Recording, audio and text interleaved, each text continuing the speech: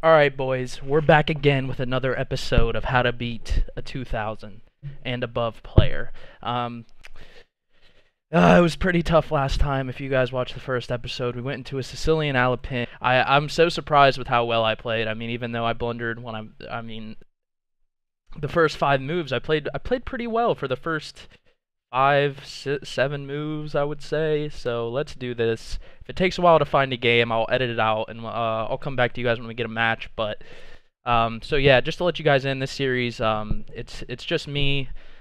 Pretty bad chess player. I'm rated about 1580 on lichess for the 5-minute time control, and I'm trying to beat an expert, which is 2000 and above, or at least an expert on lichess, because they say the ratings are inflated on these online websites.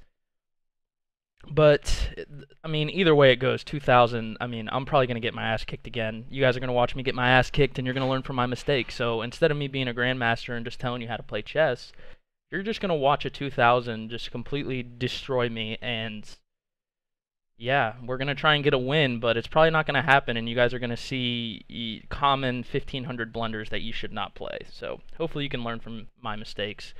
But yeah, I'll catch you guys back when I find a game. So we'll be back. Peace. Alright, boys, we got one. Let's go. We're playing e4. That's what I play. Please don't abort. Let's go. e4, e5. I'm going to go into the Rui Lopez if offered, and he does offer it. So he's going to do that. We just take this. I like taking this so I can go with an immediate d4. This is what I like to play. He goes ahead and pins. Let's just take this. I'll trade queens with you, chum. Let's just take that. He gets the pawn back. We castle. Get some king safety.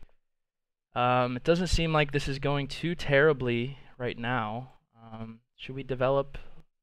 Let's develop our knight. Seems like a good plan of action because it can't be attacked by the b pawn. So this game's going a little bit better than last time. Where does he plan on moving this knight exactly? That's my question. Because he doesn't want me to pin it, obviously. He's already prevented that. I think he's trying to castle, which is very respectable, trying to get some king safety.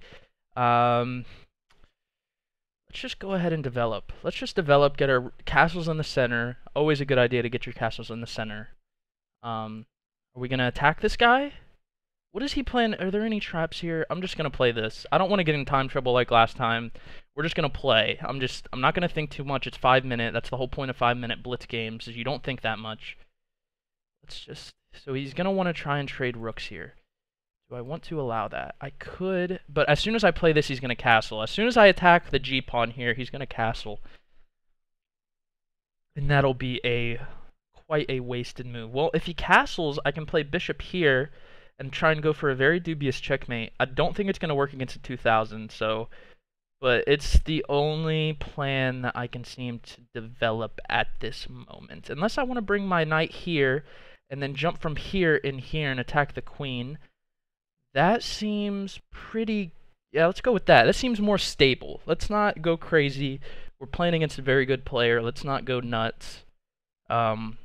Always with these games, I'm going to do stockfish analysis after, and we're going to see where I messed up because... Actually, I don't know. I'm not too scared of my position right now. I mean, my queen is a little bit misplaced, and there it is. We dropped a pawn, and now he's attacking the knight. Yeah, boys, that was a blunder. Sorry to tell you, but your boy blundered.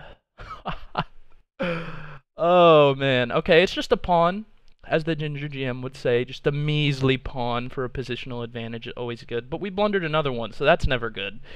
Oh, man. These games, man, they just take a turn for the worst so quickly. Oh, and his knight's attacking the square that I want to jump into. Oh, man, I can attack the knight. That seems slightly better now that his queen's not over here, so we're going to go with that plan. We're going to try and attack this knight, depending on what he does, unless he does something crazy. If he brings his rook back here, I think I'm just going to go for a trade of rooks. Oh, yeah, so he just takes the pawn. That's always good, right? We could attack the queen, but does that really do anything? No, he's threatening another pawn. Let's just go here. Okay, we're just going to go crazy. We're going to give him all the pawns. We're going to try and get a checkmate. I'm coming after your king, Cerebros. However you say that. Cerebros. I'm coming after your king, so you better be ready, boy. I'm coming. And if you just play g6, I'm going to bring my bishop in here. I'm threatening a pawn, too. I didn't realize that. That's always good, right? Threatening pawns is magnificent. Okay, let's do this guy here. Will you blunder? I doubt it. He's 2,000 for a reason. He's not just going to let me get this checkmate. If he does, that'd be crazy. I'd be so happy, but it's not going to happen. I just know it. It is not going to happen. He's too good. I don't want to even get excited about it because I mean, it's always a good idea to threaten checkmate, but... Oh, boy. Oh, boy. He's just going to protect that guy. Let's attack it. How do you protect this guy, Cerebros? How do you protect the knight now? Because if you play g6, you blunder a rook, you're up a lot of freaking pawns. You got all the pawns in the world, so I don't see a way for me to punish that just yet. I can play this, can't I? Or should I just take the rook right away? No, because if I take the rook, he protects his bishop, and that is a key defensive piece, so we're going to go ahead and attack it. This might not be the best move, but seems like it's my only chance. I gotta make him blunder. I know 2000s don't blunder too much, but... Oh, God. Okay. Let's play. Do we want to just sack a piece and open up his king? It seems very interesting, that move. Seems very interesting. Yeah, let's do it. Fuck it. We already lost. I mean, I'm probably down so much right now. If he takes it, though, that'd be a huge mistake. I don't think he should take this here. I don't. Yes, he should not. What can I do? Just play this. If he moves his knight, we take the bishop, so... Oh, man. Oh, boy. Oh, boy. Yeah, we lost, boys. I'm not going to resign yet, but... Oh, I just blundered a queen. Oh, man. I think we should have just taken the rook when he played g6, yeah. That would have been better. Oh, God, another one. Oh, I felt a lot better about this one, too. I thought... Oh, man. I thought we had him for a second. Oh, God. Is there even any point in playing on here, or should I just resign? Let's just... I'm gonna take this fucking bishop. Fuck you, Cerebro. I'm just kidding. I'm really thankful that this guy played, because a lot of these 2000s will just abort because they don't want to play somebody so bad, so... God. Oh, he's giving me a rook. That's interesting. Do I want to take it? I feel like no matter what he does here, he's winning, but let's force his rook to come and take back. I don't want to take here. Let's force it to be behind this pawn. Oh, God. Yeah. I mean... I'm down a piece and a queen. Yeah, let's just resign, boys. You gotta know when you lost sometimes. Yeah, there's no way I'm winning that. Oh, God. Okay, let's see where Mr. E-Wiz fucked up here today. So e4, e5, normal, Rui Lopez. Now he played the Philidor. Or no, that's not the Philidor. That's the Stein's defense, which. I mean, I usually just play against people that are rated the same as me. I usually just take the knight and immediately follow it up with d4. But it looks like d4 should be played immediately, and then maybe after he takes, we should. So I just took. Oh yeah, that completely evens it out. That's terrible. But so it looks like what we want to do in this situation is just play d4 immediately, and then if he takes. Taking with the queen here. Oh, because the knight's pinned. That's interesting. So taking with the queen is the best move here. And then if he plays Stockfish's best move, then what do we do? So do we castle? I think castling is good. Yeah, so I think that's where we fucked up, boys. Because this just completely evens out the game. I mean, if you're playing for a draw, it seems decent. And then I played the best move, so that's respectable. But he pins. So in the situation of a pin, I just took this pawn. Looks like that's a respectable move. So even though... Okay, so it's still respectable. I'm actually +1 here. How is that? I have the advantage in this situation. And then I opted into castling, which is good. What? Okay, boys, actually, never mind. It looks like I am okay here. What did I do? What did I do? I just developed the knight to the wrong square. Is that where we messed up? Oh no, I still have an advantage. I mean, it's definitely not the best move ever. But so it would seem that it is still very playable. And then what did I do? That's another bad move. So we made 2 bad moves in a row. Still not too bad. Oh, it doesn't like that move at all, does it? But we still have an advantage here. So, you know, I'm not playing Stockfish's recommended moves, but oh yeah, that's where we fucked up because we blundered a pawn. That's where it fucked up. What else did I want to do here? What was one of my other ideas here? What else? So it looks like this is a very tough position because Stockfish is just basically telling me to move my pawns. And for some reason, I never even thought about that. So it looks like this position, it's saying h3 is the best move. So it looks like, or maybe, oh, it wants us to double up rooks here, which is good. Those are some of the Stockfish ideas are b3, h3, queen to e2, which just looks really passive. I don't think I ever would have played that. I don't care what Stockfish says. I'm not playing a move like that. That's just some pussy shit. We ain't bitches out here. So, this looks like the most aggressive move. Let's take a look at this line, because this looks like the best. Even though it says b3 is the best move, I mean, why do we want to move our pawns anyways? Like, fuck the pawn.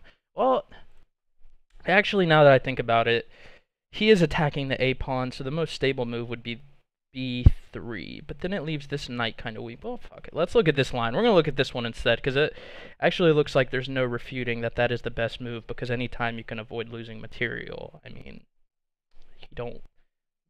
even if it's just a pawn, pawns are very important the higher rated you get, so I'm not used to playing chess at this level, so maybe I just am used to letting pawns go and somehow finding a way to win. So he challenges. I don't think somebody would have done that. In his situation, he wants the queens on the board because he wants a quick victory. He's playing somebody lower rated than him. He probably would have just castled, made sure nothing dubious happened. That's what I'm going to go with. So now is when, see, I had the right idea, moving the knight to a4 and into c5. But I just did it too early. So what we needed to do is play b3 and then consider this plan. So let's do this. He does that, and then, why does it want, oh, so it wants me to protect the castle. No, I would have played this. I would have attacked the queen. He would have taken, takes, and then just trades rooks. See, now this looks a lot better for me. Yeah, boys, I think the moral of the story here is that I had the right idea with my knight. Let's just pretend there's a knight here on c3, or actually, better yet, let's just go back. So what happened in the game is he played this, and I played here too soon. I played a4 too soon, and just dropped a pawn. And then at the same time, he's attacking my knight, and I think it doesn't matter how good I play after that. It's going to be very tough to win, because now b3 is no longer an option, because it would hang another pawn. So now he has the advantage. Let's see if there was a way for me to salvage this game. He castled. I played the best move here, so this checkmating idea that I had actually wasn't bad. It's completely even though he's up a pawn. I played the best move again. Yeah, I should have taken this rook. So even though I made a mistake earlier and dropped a pawn, I made a terrible, that's just bad. I hung a knight. That's just terrible. Terrible stuff. I should have just taken the rook. And then he takes. And then I have a slight advantage after that. But this pawn is hanging. Why does it want me to do this? Because now, if he takes, then I just take here. Yeah. So, I made 2 terrible blunders here. I mean, he gave me a rook. This is just inexcusable. I don't care how low rated I am. This is just, boys, if this ever happens, you take the fucking rook. That's all there is to it. I was trying to be dubious. I think, what did I play? I played this. That's just terrible. That hangs a knight. What, is there something to be said for this move here? d7. What happens if he plays d7? He can attack it. Is that a good move, though? Because then I'm just going to play check. Oh, no, I can't bring my knight in. So if he plays the best move, according to Stockfish, then what happens? So do we offer a trade? He probably would have traded, right? I mean, and then what do we do? Here. Here. Yeah. I mean, it's still, he has the advantage now. It's minus a decisive pawn. I think -1 is a pawn. I don't know. If I'm wrong, correct me, but I think that does it for this analysis. I think we learned about just about everything we're going to learn about this game here. I mean, so there was 2 blunders. The game looked good. I should not have taken this. I think we know that now. But even after taking it, it's still a respectable move. I took. I mean, this is still a respectable game. I'm still up positionally. Yeah, so this is where it started. I mean, even after this, his queen's kind of misplaced over there. So it's still not completely lost. Even here, it's not completely lost. But if I would have taken this rook, it's just so much better, man. Yeah. So you guys got to watch me get my ass kicked again, but hopefully you learned something. So when you're in, so let's just go to the top of this. When you're in the Ruy Lopez, I think the first, like, this is a subtle mistake. The game wasn't completely lost, but when you're in the Ruy Lopez and your opponent plays the Steints with d6, you're supposed to just immediately play d4. So you don't take the knight, you just play d4 immediately. And the idea is that if your opponent takes, you take with your queen because this knight is pinned. So this knight cannot come in and recapture because of the pin on the king. So the idea is to do that. And then it's, I mean, you just got to continue from there. I mean, I'm not going to go too deep into this because I'm not the most knowledgeable person to be talking in depth about this idea because I've never played it, but it looks like it is the best. So next time I'm in the Stein's defense, I'm going to go with this idea. I think it's a lot better. Centralizes my queen. I'm open to castling for king safety. So if you, yeah. But, oh man, another one. I know, we're going to get a win, boys. We're going to get a win, but it didn't happen on episode 2. So I'll see you guys again with episode 3. And at some point we're gonna catch one of these fuckers and we're gonna beat them, and I'm gonna be very happy. So until next time, peace.